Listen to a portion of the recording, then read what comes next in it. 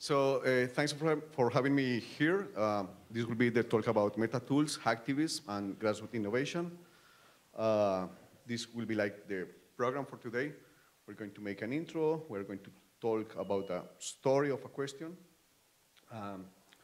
And we're to approach to this question by showing a lot of prototypes. And after that, we're going to do a closure. So first, thanks to the attendees and to the organizers, particularly to Richard, because of his stubbornness in celebration. I think that is really important, because celebration brings us together and is a community bridge between the past and the future.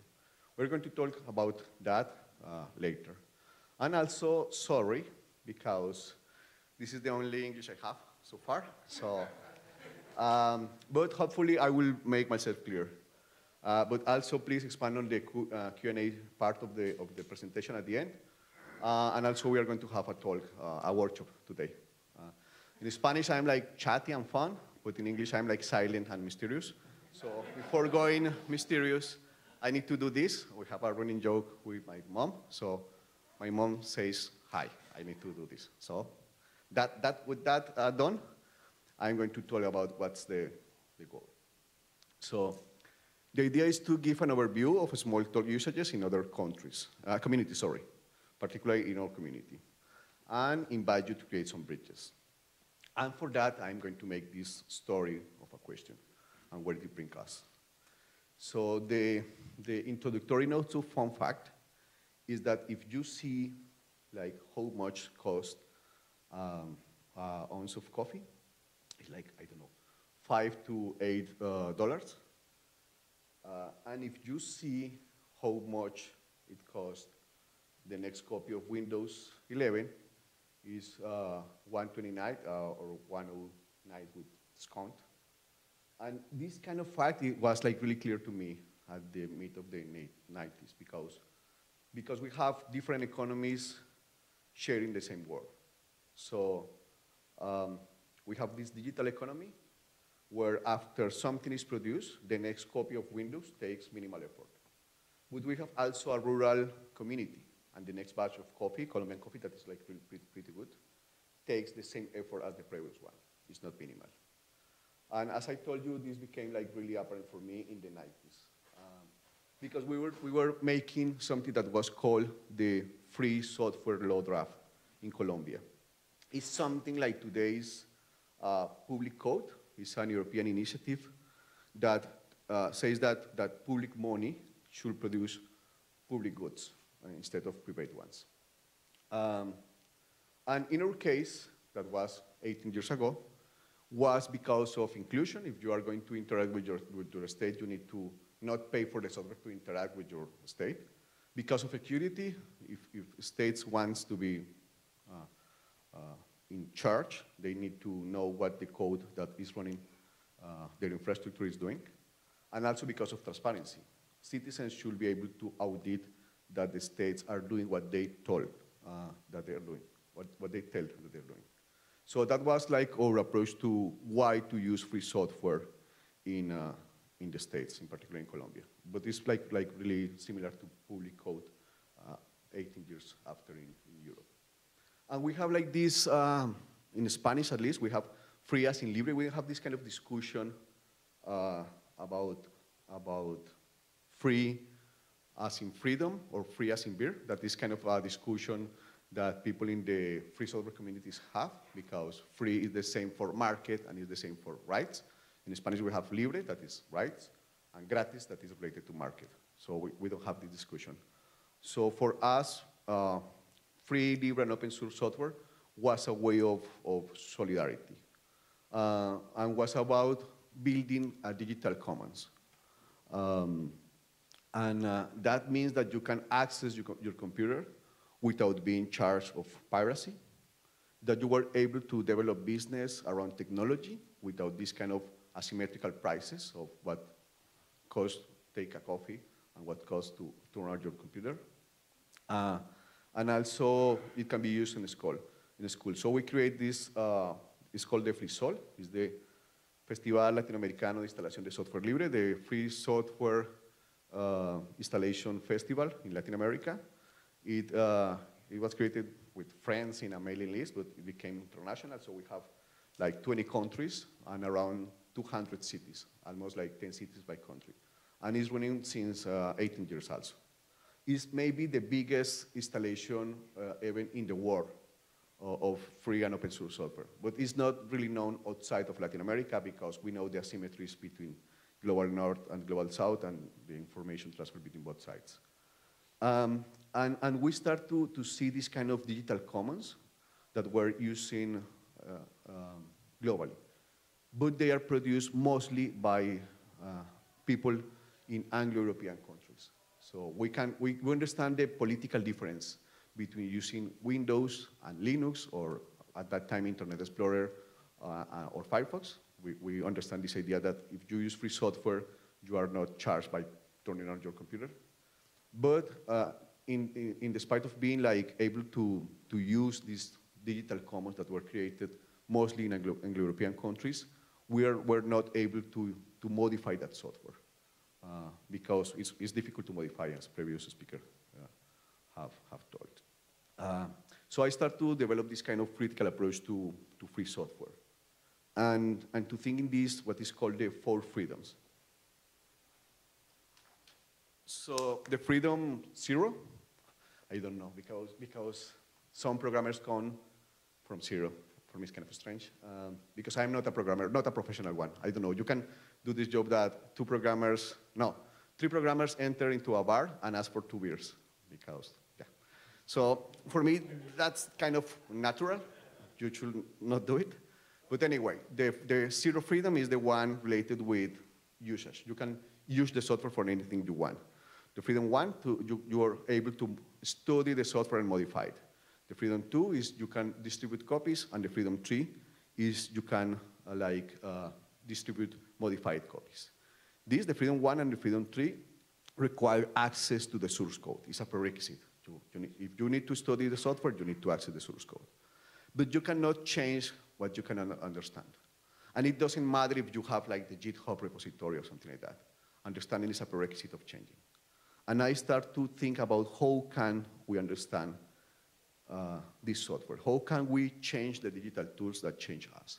Because we are in a world where we are mediated with digital tools all the time, but we cannot change them. If we put, I don't know, WhatsApp in a relationship, I don't know, a couple relationship, a friendship relationship, the relationship is changed. But you cannot, the people in that relation cannot change WhatsApp. WhatsApp is like, it's done. WhatsApp is like WhatsApp. You cannot change it. So I start to think, okay, how can we change the digital tools that change us? Why I was starting my PhD research in Arts and Humanities, in the Faculty of Arts and Humanities, and it was a PhD on design and creation. I am not a developer. So it's not in computer science, and you can tell by the code quality. So I hope that when you see the code quality, you see that it's not by a developer. And I was like in this idea of hacktivism, the idea that you can use digital tools to empower communities and to amplify rights, like the common rights, the right that we have in the Human Rights Declaration. So this means that you see opening knowledge and culture, that you see the city and the physical places as a commons, and you try to like inquiry about the plural participation of voices. The core idea of my thesis that was in design, that in design, when you have like this kind of design thinking, you approach what is called wicked problems, the problems that you are unable to define properly until you start to like prototype and to like inhabit that problem. So the idea was to introduce self-referential digital tools or artifacts in grassroots communities. Self-referential digital tool is a tool that is described inside itself. That's like the core idea. So that was my idea. I want to introduce this kind of tools inside grassroots communities. This idea was to dealing with bootstraps. So this is part of my thesis, but the idea is that you create an artifact that is for writing, and you can write about this artifact, so this feedbacks the artifact. But you could write about, I don't know, open science or garage science or citizen science, and this should feed back the artifact. Or you can write, I don't know, academic papers or about like, I don't know, transmedia or other activities. And this kind of feedback of writing about something else will feed back this artifact back. So this also has to deal with this idea of mixing traditions. So I call that like technocultural autopoiesis. It's kind of a mouthful word, but the idea is that I start to mix autopoietic systems that are from two Chilean biologists that are called Maturana and Varela. They talk about how a system can be bootstrapped inside a system. It's and replace that system with a complex version of itself. So in biology, you have like cells that became a baby, that became a child, that became a person. Like it's like this kind of growing complexity of a system that bootstraps the next complex version of itself. And they have this theory for biology. And trying to join two computer mantras. The Smalltalk mantra, everything is an object, the one that we want, and the Unix mantra, that was the one we won, everything is a file.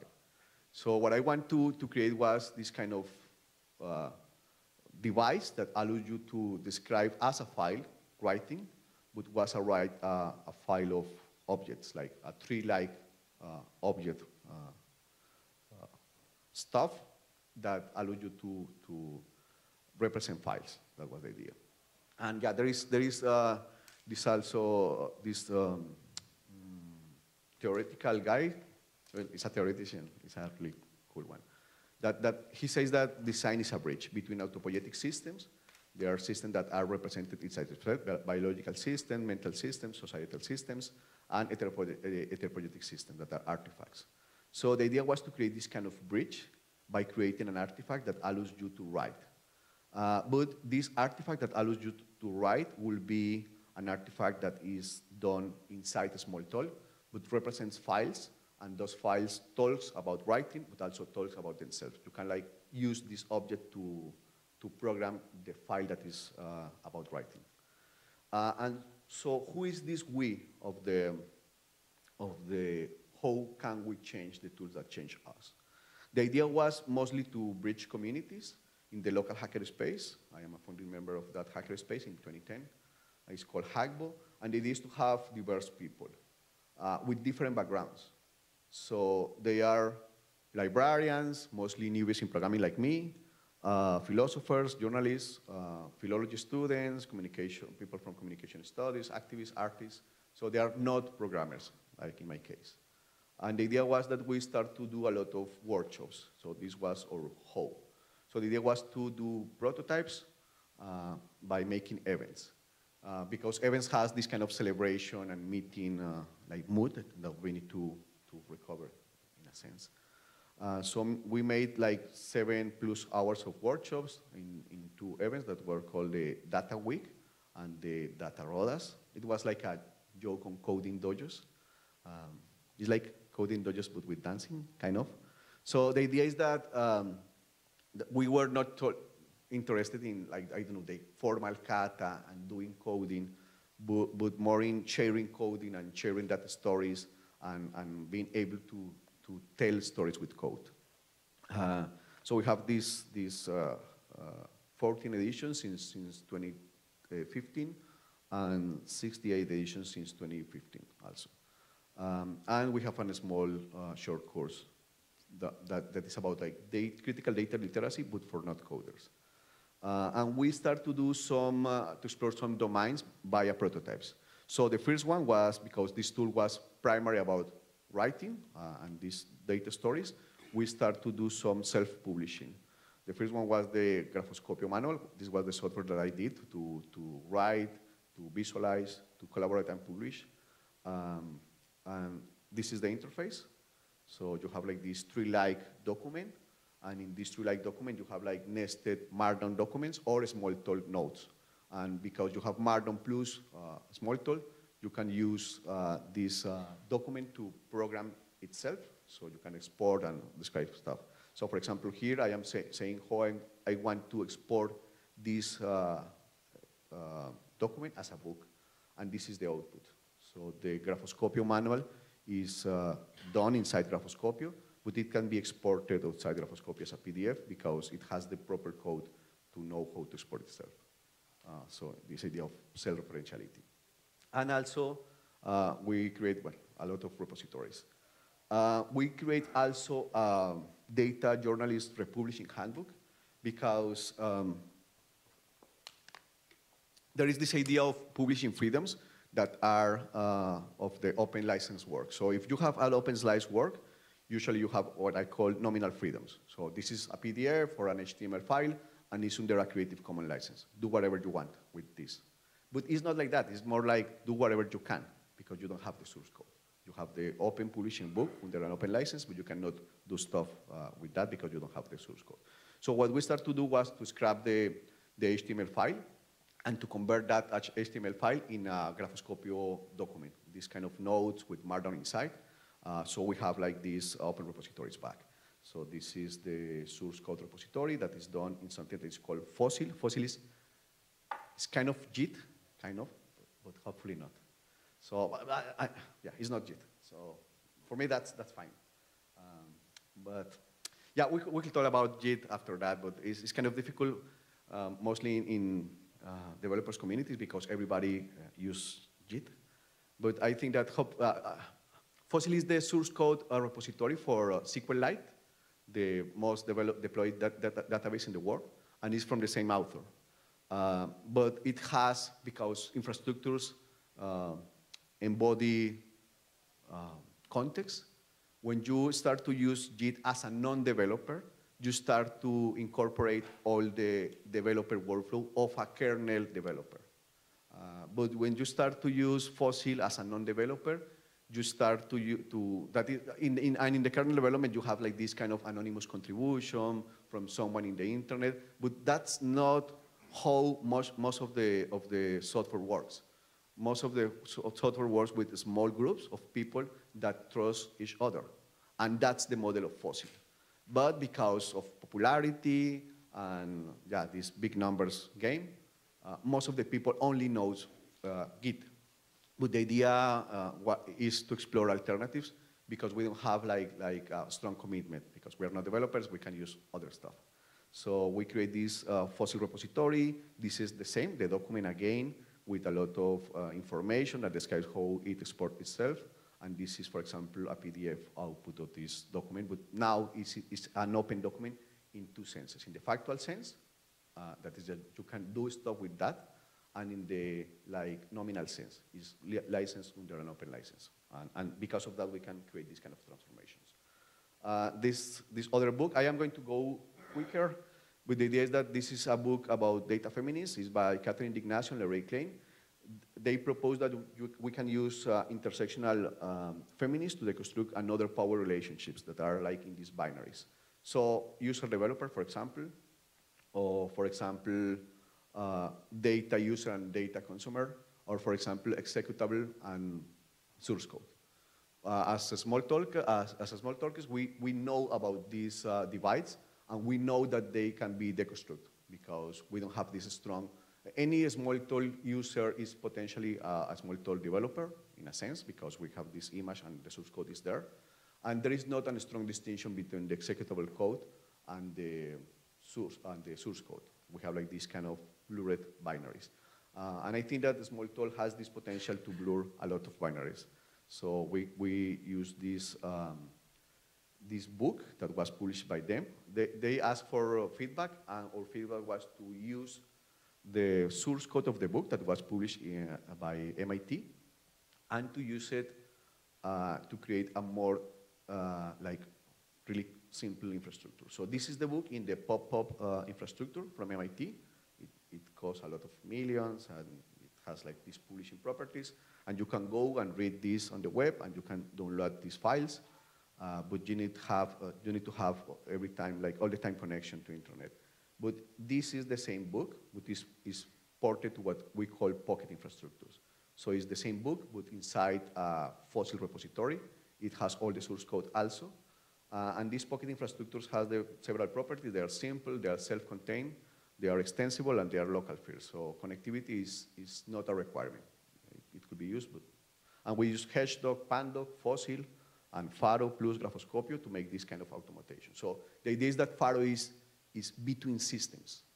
So Smalltalk doesn't try to do everything. It tries to connect stuff that is heterogeneous and diverse.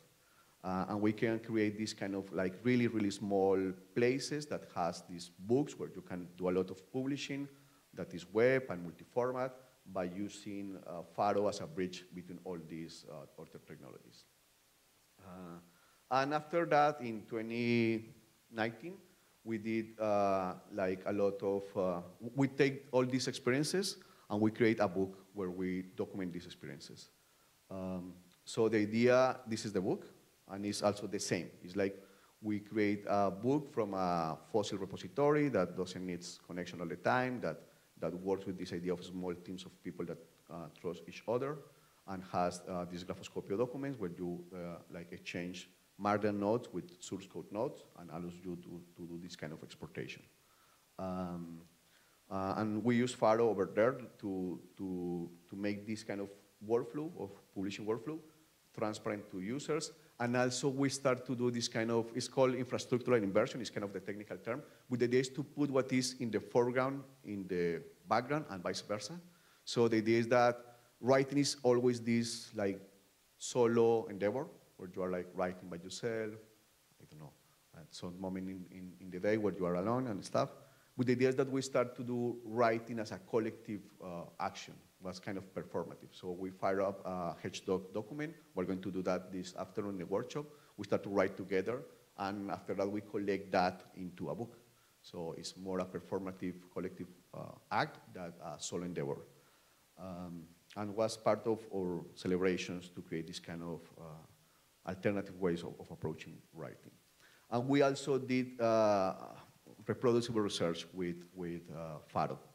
So in reproducible research, the idea is that you can sustain and extend research claims by bridging code, data, prose, and visualization. So the idea is to go beyond the PDF. It's not like, this is my PDF, believe me, this is the table that summarizes all my findings. This is my PDF, this is the source code of the writing, source code, of the data, of the algorithms, and the visualizations. And they are all bridged, in my case, in a Smalltalk image, so you can extend those claims or contest those claims. We use that also in health visualizations. This was a domain-specific visualization made for publishing medicine information by 16 countries across Latin America, and was a visualization that was made for a friend. She was working on this problem for her master's, and I did this visualization for her. So, and we can use also this in data journalism. So for example, this was part of my PhD scholarship, internship. The idea was to think if Panama Papers can be thought as a reproducible research endeavor. So Panama Papers was like the biggest, at his time was the biggest release of information. Well, I don't know how many terabytes, but they were a lot. But the curated information was, I don't know, like 30 megabytes or something like that, like really, really small. And that was the community that was the information that was in Neo4j, in the graphical relational database that you can like browse when you go to the Guardian or all the papers that work in the Panama Papers. And they offer that as a download. You can download these 30 megabytes of data. So you can put that inside an image, and you can again bring code with data, with visualizations, and because of that, you can make your claims reproducible. It's not like this idea that you have the browser and some complex stuff behind, and as a reader, you can click in the browser, and that's it. You can like have a full image with all the data, all the code, all the visualizations, and they're running inside your image. So you have like this kind of like pretty reproducible research environment. And Yeah, and we were working in a lot of events about this idea of other ways of making reproducible research. And we start to use this also in data activism and visualization. So there is this idea of civic activism as a digital citizenship. So the idea is that you can use code and tech practice for this idea of rights defense and enhancement. There is a book that is called Being Digital Citizenships. So if you see today, the public forum for democracy are social networks. But we know that we don't receive the same message. It's not like the old media, the broadcast media. This is a customized algorithmic media that is custom tailored for each one of us. And that means that the public forum for democracy is fractured. So some people receive this message, some others receive this other message, some others receive this other message, and we start to increase these echo chambers where we start to choose people that think like us. And this means some kind of, well, not some kind, a pretty good danger for democracy, for democratic values. And there is this idea that we can use technology to amplify rights. So these two authors, Isin and Rupert, they talk about what they call speech act, that is philosopher theory, is that stuff that you can do stuff with words. So a promise, for example, when two persons go to a wedding and they promise something, reality change. But they just promise. They just do words. With those words, they change the world, at least for both of them and for their families. So the idea that you can do stuff with words, but also you can say with actions. So there is a lot of ways of saying with actions, and you can do really, really powerful stuff with just an action. In the case of Isin and Rupert, they define digital acts. There is a taxonomy of them, callings, that is about convocatories, closure, that is about establishing limits, openings, that is changing expectations, and claims, that is about rights. So when you use data activism, what you do is that you ask or digest or contribute or model or contest information. You use data to start to create this kind of alternative ways of participation. So you can say stuff also with technologies and with infrastructures. In our case, for example, our repositories are done not in GitHub, they are done in Fossil, which is kind of strange, but you are saying something when you choose a particular infrastructure. In our case, for example, we are saying that we prefer decentralization plus simplicity over visibility. Most of the people that use GitHub, they try to be where everybody is because that gives them visibility. That's not our main concern. And by choosing other stuff, we are saying we value this in particular instead of that. So when you use a particular infrastructure, by action or by omission, you are saying something. And also we say something with environments and languages. For example, in the case of Faro, we are saying that we value fluent feedback and creation and the ability to engage with more complex problems. But there is also tension that we're willing to deal with as Faroers or as Smalltalkers. So using a different paradigm that is not centered around files or using pure objects or using live coding or this idea of having images. Also, in the case of our community, that is little time to learn it because we do these kind of fractured events that are like weekends or something like that. Oh, there is something in Spanish over there, okay. And also, there is this idea that we want to model this kind of thing, So when you go to a meetup, there is, I don't know, a Barcelona meetup about Smalltalk, where in Spain is a Madrid meetup, or a Bogota meetup about, I don't know, Node.js or something like that. So you have meetups in a city about a technology, but you don't have a discourse in a technology about a city. We could talk about Bogota or Madrid in Smalltalk. We could use this technology to talk about the places we live in. So this is an idea that we want to explore, and we are exploring now. And this I will show you just some more prototypes. This one is called the data selfies. The idea is that you collect your data, the data that Twitter has of you, and you start to create some visualizations to understand the data in a different way. And also there is this air quality, for example. This is a good example of the way that you can use Smalltalk to talk about a city. In the case of Bogota, Bogota has this air quality system that was like an internal quality system of Bogota.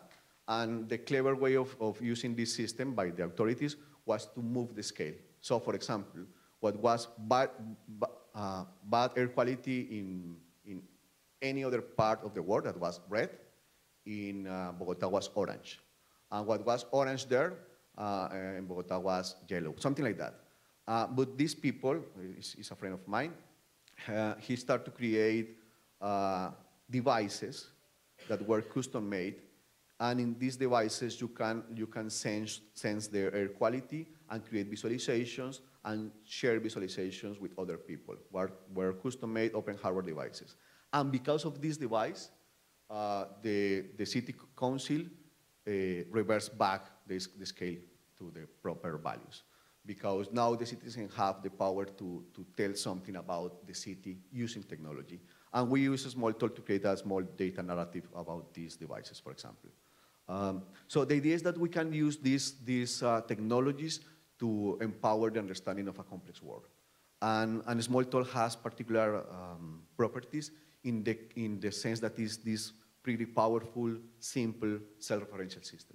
And because of that, it's pretty easy to introduce this, particularly to non-developers. It's kind of strange, but in my case, my fellow hackers in the hacker space, they love, I don't know, C or Python or Git. It's like don't talk me about anything that is not this. And they're like pretty passionate about that. But people who is, I don't know, a journalist or an activist or an ecologist, they don't have this kind of attachment to these technologies, and you can present a powerful idea and they don't have this kind of prevention that, oh no, that's not cheat. It's like, it doesn't matter.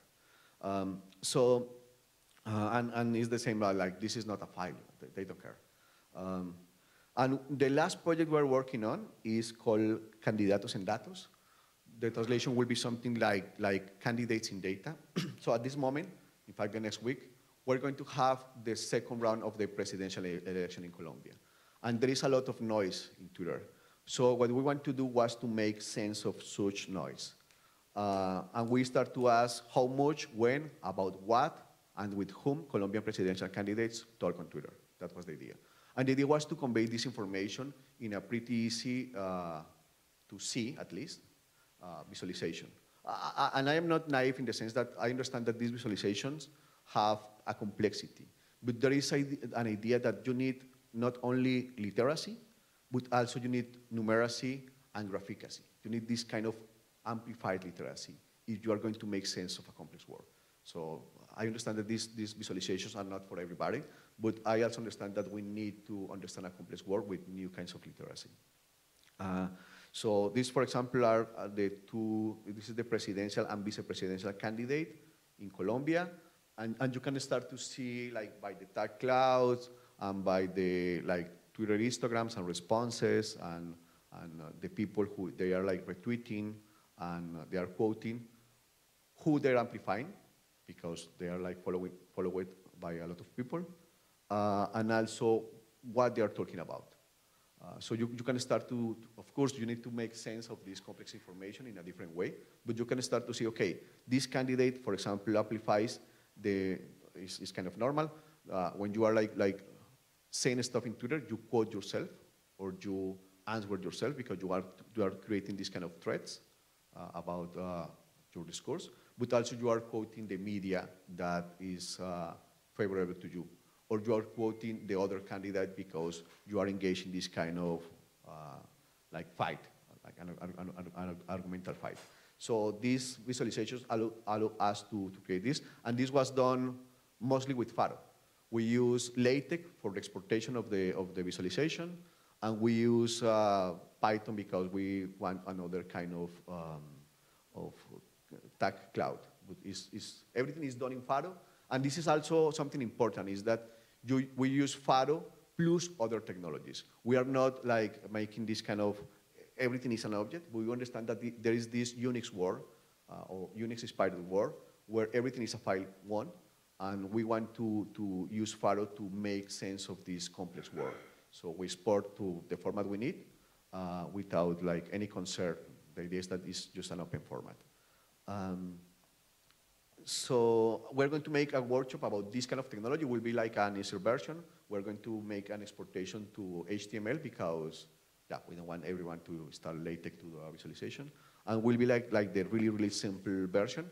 But we are going also to do this kind of workshop in the sense of having an alternative way of approaching to workshops and to documentation. So we're going to do this kind of live documentation that is happening in real time using Markdown with an editor, and we are going to use a variant of Smalltalk that is called Glamorous Toolkit by Tudor Girba and his team, and is related with these data stories. So we have Graphoscopy. Graphoscopy still works, but Tudor is doing something that has a lot of resonance with Graphoscopy because we can like mix code and data and prose and visuals. So we're going to do that this afternoon.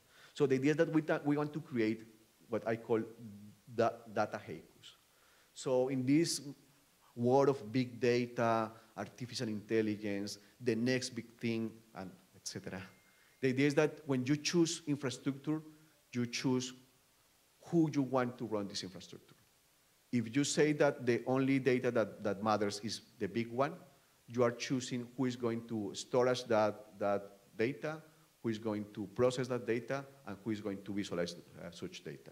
But we are like going in this other alternative that is about like these pocket infrastructures. It's literally infrastructure that can run in anybody's pocket. It runs from a USB drive. And because of that, we are not going into the route of big data. That's like a taken route. It's not for the everyday citizen. If we want to find the needle in the haystack, we need to build a magnet. We need to build the stuff that is going for that particular kind of stuff and has the properties to attract this stuff. It's the case with candidatos and datos. This visualization is going for a particular people that has power and is willing to get more power. And we want to audit this kind of discourse because we want to engage with them. It's something that any democracy needs. So we don't want to create this kind of threshing machine, like let's put a lot of data and see what emerges from there. It's like, no, let's build the magnet. Let's find the needle in the haystack. And as I told you, we are not looking for numeracy, but we are looking for this kind of critical literacy, like it's numeracy plus literacy plus graphicacy. So the idea is that if you want to make sense, you need numbers and visuals and context, and we start with the problem. For me, as a non-developer at least, for me was, at the beginning at least, for me was really strange to find this hello world example. Like, why is it so important to say hello, to introduce any language in the world? Why? It's like what are we modeling, like a Teletubby? You know, these guys. I don't understand why it's so important. But it's kind of natural. I had these discussions with my friends that are coders. It's like, no, you need to start by hello world. I don't know, it's bad looking. Something like that. It's like, why? So we start with a question.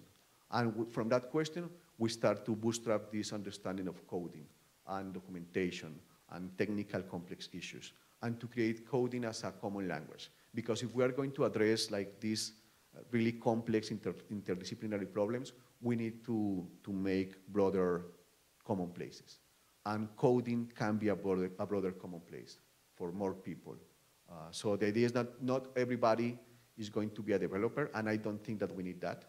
But we need more people to use coding as a common language to talk about complex stuff, particularly social complex stuff, in a world that has a lot of societal, economical, and ecological problems. So the idea is to create this kind of data stories. This is the last one. No, it's one of the last ones. That is related with how to migrate software using Glamorous Toolkit. I'm not going into details. So what is the future? The future is related with improving the code quality, the UX experience, maybe using Glamorous Toolkit now. We have a lot of global south issues. The cons are scalability, but we are talking about like horizontal scalability. We don't want like big numbers. I don't care about that, at least. We want more people, more diverse people using this kind of technology. sustainability. We want that this keeps happening, and visibility, because as I told you, most of the stuff that happens in the global south is not known in the global north. It's not like there is a lot of people learning, I don't know, Spanish or Quechua to know what grassroots innovations are happening in Peru. But I think that we have a pro, and is that we can use we can explore alternative futures by deploying and developing alternative infrastructures. We don't need to follow a predefined path. We can, because there is a lot of words in this world, as I told you with the example of the coffee and the Windows 11 license. And I think that we need to showcase that diversity. And because we can use like the history of the global north to inform our own paths, but we don't want to, I don't know, build the next ecocidal blockchain business. We can do other stuff. And I think that because we are in this shared world, we can use these alternative infrastructures to explore alternative futures. So in closing, this was our particular part about Smalltalk intersections and resonances. When I started in 2015, I was the only active Smalltalker in my country. With no formal training, with no universities or research on it, and now we are two. Now, but we have 250 members in the Graphoscopy community. That is this community that is made with non-developers mainly. We have dozens of prototypes that explore this kind of stuff, like self-publishing, data visualization, amplifying grassroots voices, understanding in another way a complex world, alternatives around data literacy. And the next semester, yeah, because I told that I am some kind of recovery academician. I try to not be in the academy, but every time the academy like brings me back. But anyway, I started again as a professor, and I am going to explain and introduce Smalltalk and these kind of self-referential technologies. There is, for example, TiddlyWiki and other technologies to undergrad and postgrad students in library and information sciences. This is more, it's not data sciences, it's more like yeah, librarians and stuff like that. And in the doctorate in communication and language and information. And we are working with a project about resilient and agile community memory. The idea is to bridge a hackerspace, 4 tribus in the indigenous Amazon in Colombia, and a collective about solidarity economy and food sovereignty. The idea is to create these bridges via technology, via infrastructures between these diverse worlds. Because yeah, I think that is important that the people who is in different worlds start to talk with each other. And there are other projects that are coming, but I cannot talk about that now. So in this path, other approaches and priorities has been visualized and deployed. So our main idea is to simplify infrastructure to amplify and diversify participation. And that means improving, for example, and also that means improving grassroots agency via coding, making a critical code and data literacy curriculum. And the stuff that brings us together is not market fitness. It's about caring about each other, synergies, and needs. And it's because we are friends and we want to explore this together, mostly. And we have what I call interstitial programming. So it's when you program between social technical systems. So it's beyond APIs. It's not about this technology connecting with this other one. It's about communities connecting via technology. But that means that you take into account the cultural aspect and the social aspect of these connections. And I think that we need to re-engage with the present. Because I was showing again this talk by Alan Kay in 2015, The Power of Simplicity. And Alan told about this idea of not taking care of the present. Like you go to the future and you retrofit the future into the past. And that was the idea behind the dynamo, for example, as you know. But the issue is that the stuff that connects this vision, this utopia, with the past is not utopia. It's some kind of dystopia. This world of technology that we have today is not an utopic world. It's a world of algorithmic manipulation of public opinion. It's a world of a lot of blockchains making a lot of contributing to the climate crisis. So we have like this kind of war. It's not filled by utopia. It's filled by this kind of several variations of dystopia. And this war that has a lot of societal, economical, and ecological crisis needs people who takes care of the present. So I think that the Smalltalk is part of our way to build our own bridges between past and future. And that's a motive of celebration for the centuries to come. So thank you, and cheers. I hope that we can take some drinks after. Thanks.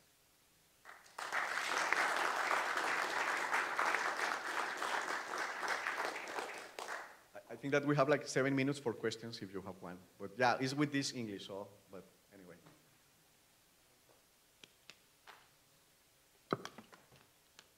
Yeah. I work with an Ecuadorian who had to leave Ecuador to do Smalltalk. Okay. Is there a resurgence of Smalltalk in South America? I think that in my case, I found a Smalltalk by myself. But there is in Chile and Argentina like strong schools of Smalltalk. Mariano is from Argentina, and I think that you found Smalltalk in your university. It was like part of the curriculum. But the issue for me is like when you have like these places where you can like deploy alternative features. So for example, in the States, Smalltalk is not part of the curriculum, at least not as I can saw in Argentina. I was in Argentina in 2015 for the Smalltalks, and you can see that it's part of a curriculum and an academic tradition. But it's not the case in most of the global north, except in Europe, where, I don't know, the people from Faro and other places are. But what I think is that you can like start to, let's say, fork the present in the sense that, for example, this is a Smalltalk from grassroots communities that are not developers in Colombia because this resonates with the Colombian context. But that means that you need people that is like committed to this kind of exploration, because it's not going to happen in a university. It's going to happen in a hackerspace, for example. In my case, it happens in a hackerspace. But there is also this idea of that you can like retrofit this energy back to the academia. In my case, for example, I'm going to be part of like a communications faculty now, and I'm going to teach this to other non-developers. So I cannot say that there is an emergence or a renaissance of Smalltalk in Latin America, but I think that these places are places where you can explore alternative ideas, alternative deployment. And that's like the main potential that these places has. So for example, these indigenous tribes, they say that they're in a fourth colonization, and it's because of social media. What they are saying is that the social media, the young people in the tribe, they are more willing to go to Facebook than to go to the elders. And they want to fight that, but not by fighting technology, but by taking technology in their own hands. And that means to bring them this kind of self-referential empowering technology. So we can like explore this kind of alternative paths. And they're kind of far away to be invested in that. They are not like so tied to the market or to the next big thing or stuff like that. So I think that in that sense, it's a good place for Renaissance, but I don't think that there is a proper Renaissance. There is a lot of places for Renaissance. Thank you. Okay, thanks.